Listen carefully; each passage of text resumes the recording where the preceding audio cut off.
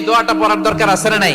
সকালবেলা যদি পড়েন 3 বার, সারাদিন তারা আপনার জন্য মাগফিরাতের দোয়া করবে। আর ওই দিন ইন্তেকাল করলে আল্লাহ তাআলা শহীদ হিসেবে আপনাকে কিয়ামতের দিন দাঁড় করাবে। আবার সন্ধ্যাবেলায় যদি পড়েন, সারা রাতের জন্য 70,000 ফেরেশতা মাগফিরাতের দোয়া করবে। ওই রাতে মারা গেলে শাহাদাতের মৃত্যু নসিব হয়ে যাবে।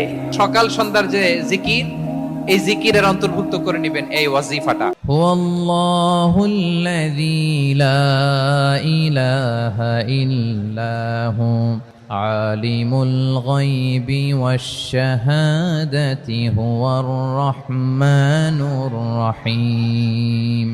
والله الذي لا إله إلا هو الملك القدوس السلام المؤمن المهيمن العزيز الجبار المتكبر سبحان الله عما يشركون هو الله الخالق البارئ المصور له الأسماء